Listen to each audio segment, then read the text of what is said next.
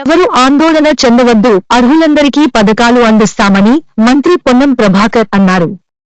హుస్నాబాద్ నియోజకవర్గానికి మొదటి దశలో 3,500 ఇందిరమ్మ ఇండ్లు రావడం జరిగిందన్నారు. 2 లక్షల పైచిలుకు ఉన్న రుణమాఫీ కానివారికి మార్చి లోపు షెడ్యూల్ ఇచ్చి రుణమాఫీ చేయడానికి ప్రభుత్వం ఆలోచన చేస్తుందన్నారు. సిద్దిపేట జిల్లా హుస్నాబాద్ పట్టణంలోని ప్రజాపాలన వార్డు సభలో మంత్రి పొన్న ప్రభాకర్ పాల్గొన్నారు. 200 యూనిట్ల ఉచిత విద్యుత్ వినియోగదారులు 500 గ్యాస్ పథకం వర్తించకపోతే ఎంపీడీఓ కార్యాలయంలో ఫిర్యాదు చేయాలని సూచించారు. రాష్ట్ర వ్యాప్తంగా మహిళలు ఉచిత బస్సు ప్రయాణం చేస్తున్నారు. కొత్త బస్సులు కొనుగోలు చేస్తున్నామని అన్నారు. జనాభా ప్రాతిపాదన ప్రకారం అన్ని గ్రామాల్లో లబ్ధిదారులకు ఇందిరమ్మ ఇళ్లు అందిస్తామన్నారు. మొదటి దశలో నిరుపేదలకు ఇందిరమ్మ ఇండ్లు, ఇందిరమ్మ ఆత్మీయ భరోసా పథకం అందిస్తామన్నారు.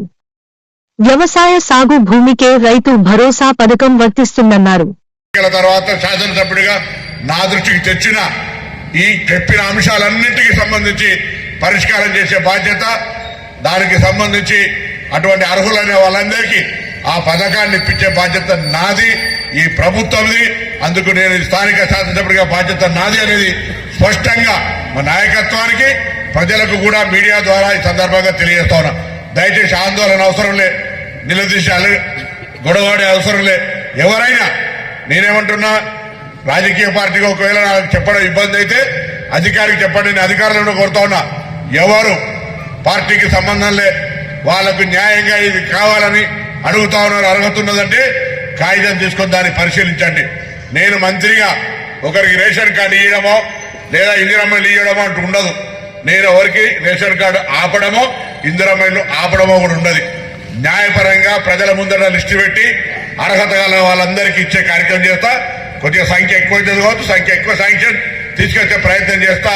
తప్పకుండా ఆదర్శవంతంగా హుస్నాబాద్ నియోజకవర్గంలో అందరికీ లబ్ధిదారులందరికీ న్యాయం జరిగే విధంగా మీ ప్రతినిధిగా గొంతెత్తి ప్రభుత్వంలో నాకు సంబంధించిన పరపతిని ఉపయోగించి అయినా కొంచెం ఎక్కువ తీసుకొచ్చి ఇస్తా. దయచేసి అర్థం చేసుకోమని చెప్పి కోరుతూ, ఎక్కడ ఆందోళన అవసరం లేదు. ఫస్ట్ మీరు కూడా కన్విన్స్ చేయాలి. మీరు కూడా కన్విన్స్ చేస్తే, మీరు ఫస్ట్ కన్విన్స్ కాకపోతే ఎక్కడన్నా మీకు నోటీస్ వస్తే మీరు నా నోటీస్కి తెచ్చినాక నేనేం చెప్తా అంటే, ఎప్పుడు కానీ సమాజంలో ఓల్డ్ సిస్టంలో సామధాన భేద దండ ముందు చెప్పండి.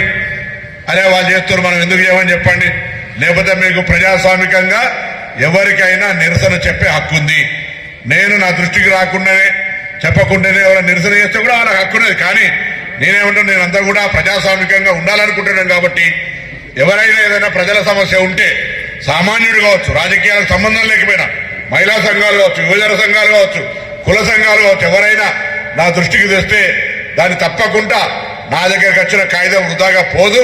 దాన్ని తప్పకుండా సంబంధిత అధికారి ద్వారా సమీక్షింపజేసి న్యాయం చేసే విధంగా చర్యలు తీసుకుంటా అనే మాట మనవి చేస్తూ అందరికీ మరొకసారి హృదయపూర్వకంగా నమస్కారాలు.